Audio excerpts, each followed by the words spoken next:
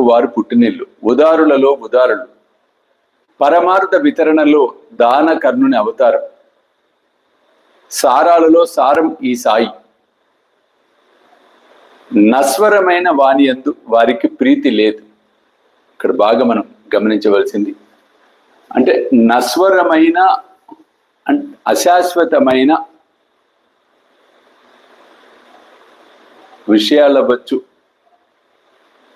వ్యక్తులవచ్చు, పరిస్థితులు. అంటే ఆయన జీవన విధానాన్ని మనం చూసినట్లయితే మనకి అర్థమవుతుంది. బాబా యొక్క నడక ఇక్కడ ముఖ్యంగా, ఇంకా సులభంగా మనం చెప్పాలంటే నడక, ఆయన నడిచిన విధానం,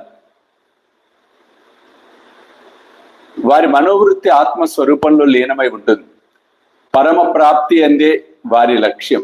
అట్టి వారి స్థితిని ఎలా వర్ణించగలం?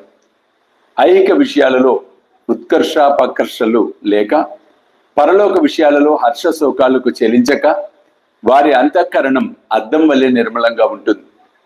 వారి వాక్కు నుండి ఎల్లప్పుడూ అమృతం వర్షిస్తుంది.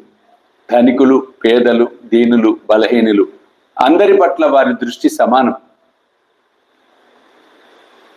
వారు మాన అవమానాలకు అతీతులు. సర్వజీవులలోనూ నిండి ఉన్న భగవత్ స్వరూపులు. వారు జనులతో తిరుగుతారు, మాట్లాడుతారు, దేవదాసీల నాట్యాన్ని అవలోకిస్తారు, గజల్ గానం వింటూ ఊగుతూ ఉంటారు.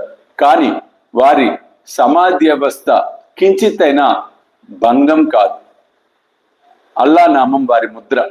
ప్రపంచం మేల్కొన్నప్పుడు వారు నిద్రిస్తారు, ప్రపంచం నిద్రపోతున్నప్పుడు వారు మేలుకొని ఉంటారు.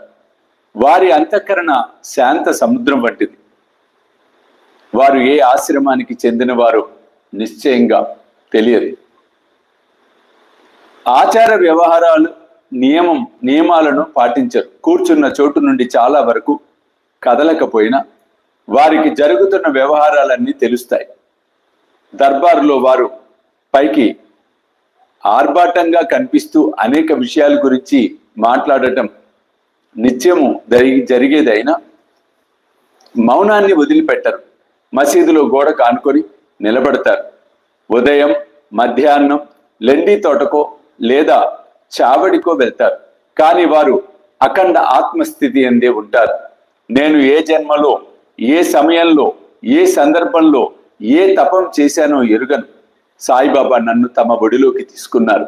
ఇది నా తపోఫలం అని అనుకుందామా అంటే నేను జన్మతః దుర్మార్గుడిని. అంటే ఇక్కడ హేమడ్ పంత్ గారు ఆయన స్వీయంగా అంటే స్వయంగా వర్ణిస్తున్నారు.